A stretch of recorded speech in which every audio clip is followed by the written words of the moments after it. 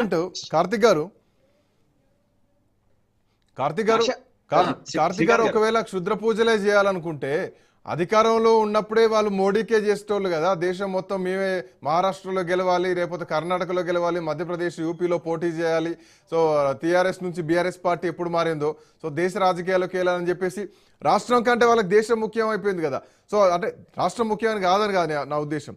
So దేశ రాజకీయాల్లో పోయినప్పుడు సో అక్కడ ఉన్నటువంటి మెయిన్ పిల్లర్నే టార్గెట్ చేస్తారు తప్ప రాష్ట్రంలో ఎందుకు చేస్తారు? సో ఇప్పుడు మీరు మాట్లాడేటువంటి మాటలకు ఏమైనా అర్థం ఉందా? అసలు ఎట్లా చూడాలా?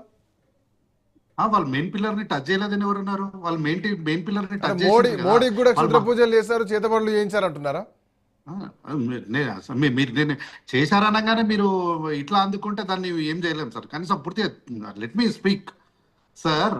వాళ్ళు మెయిన్ పిల్లర్ ని టచ్ చేసారు, మహారాష్ట్రకు పోయినరు, కర్ణాటకకు పోయినరు, అన్ని చోటుకు పోయినరు. అయితే అప్పుడు వాళ్ళు ఏమనుకున్నారంటే మేమే దైవాంశ సంభూతులము, మేమే దైవము, కల్వకుంట్ల చంద్రశేఖరరావు గారు దేవుడు, తర్వాత వీళ్ళందరూ అంటే కల్వకుంట్ల తారక రామారావు గారు, హరీష్ రావు గారు, వీళ్ళంతా దేవుడి తర్వాత దేవుళ్ళు, వీళ్ళు ఒకరు పూజారులు అని వాళ్ళు అట్లా వాళ్ళు చాలా ఎక్కువ ఊహించుకున్నారు. అట్లే ఎక్కువ ఊహించుకున్నప్పుడు ఏం చేసిందంటే, ఇంతకుముందు సారి చెప్పారు కదా సుందర్ సారు, ప్రకృతి ఉంటది, పంచభూతాలు ఉంటాయి, అన్ని కలిసి మెడల్ కట్టి ఒకటి తప్పరిస్తే పోయి ఫామ్ హౌస్ లో వండుకున్నాక ఇప్పుడు వాళ్ళకి గుర్తొచ్చింది ఏంటి, మనం దైవాంశ సంభూతులం కాదు, మనకన్నా పెద్ద శక్తులు ఉన్నాయి అని చెప్పి గతంలో మనం చండీయాగం దేవుని దగ్గర చేసినాము, కానీ అది పెద్దగా ఫలించలేదు కాబట్టి ఈసారి దుష్ట శక్తిని పట్టుకుందామని ఈసారి దుష్ట శక్తిని పట్టుకున్నారు. అయితే గౌతమ్ అని ఒక మాట అన్నారు, మంచి మాట అన్నారు. ఏంటి అంటే మంచి చేయాలి, మంచి దాని కోసము ప్రయత్నం చేస్తామని వారు ఒక మాట అన్నారు. అయితే కరెక్టే, ఆ మంచి ఎవరికి? వాళ్ళకు మంచి, ప్రజలకు చెడు. ఏంటి వాళ్ళకు మంచి? ఏంటి? ప్రజలందరూ కష్టాలతో ఏడుస్తూ ఉంటే, బాధలు పడుతూ ఉంటే దాన్ని బూచిగా చూపించి రాజకీయ చలిమంటలు దాన్ని వేసుకొని అక్కడ నుంచి వేడి కాచుకోవాలన్నది వాళ్ళ యొక్క ఆలోచన. అయితే సార్ ఓకే మంచిది.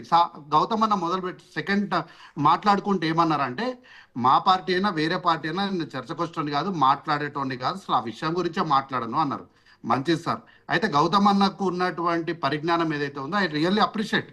కానీ విషయం ఏంటంటే, ఆ పార్టీకి ప్రధాన కార్యదర్శి అయినటువంటి ఆర్ఎస్ ప్రవీణ్ కుమార్ గారికి ఈ పరిజ్ఞానం లేదా మళ్ళా?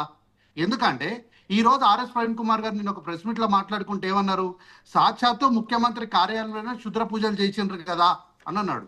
మరి దాన్ని ఏమంటారు? ఇప్పుడు గౌతమ్ అన్న దీన్ని ఎట్లా సమర్థిస్తాడో నాకు అర్థం కాదు. సరే మేమంటే అబద్ధం మాట్లాడినా, మేమంటే తప్పు మాట్లాడినాము, మేము తీసుకొచ్చిన విధానానికి మళ్ళీ మేమే వ్యతిరేకంగా వెళ్తున్నాం, సరే ఓకే ఇదంతా సెకండ్ ఫేజ్ లో మాట్లాడదాం.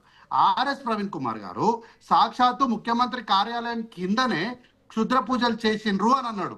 దాన్ని ఏమంటారు? మరి దాన్ని ఏమంటారు మళ్ళా?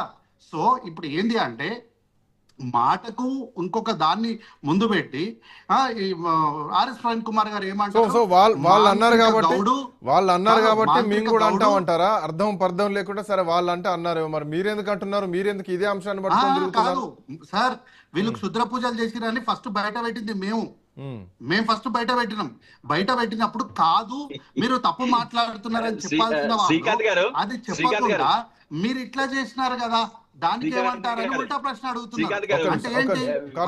ఏంది?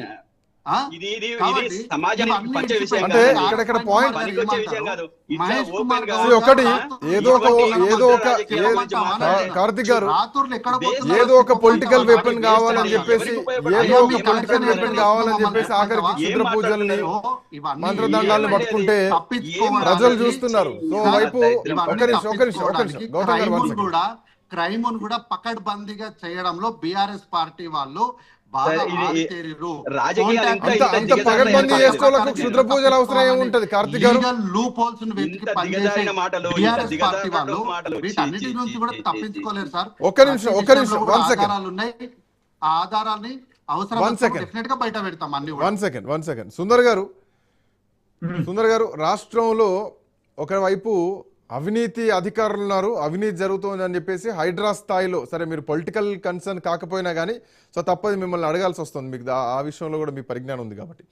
సో అవినీతి జరుగుతుంది, హైడ్రా లాంటి వ్యవస్థను ఇంకొకటి తీసుకొస్తున్నాం, ఎక్కడైతే అవినీతి జరుగుతుందో సో అవినీతి అధికారుల భరతం పడతాం, రాష్ట్ర ఖజానా గండిపడద్దు అని చెప్పేసి ఇంకో వ్యవస్థను తీసుకురాబోతున్నారు. ఒకవైపు రాష్ట్ర ఆర్థిక పరిస్థితి కూడా బాలేదన్నది జగమెరిగినటువంటి సత్యం. సరే దాన్ని బీఆర్ఎస్ పార్టీ మీద నెట్టేస్తారా, కాంగ్రెస్ పార్టీ మీద నెట్టేస్తారా?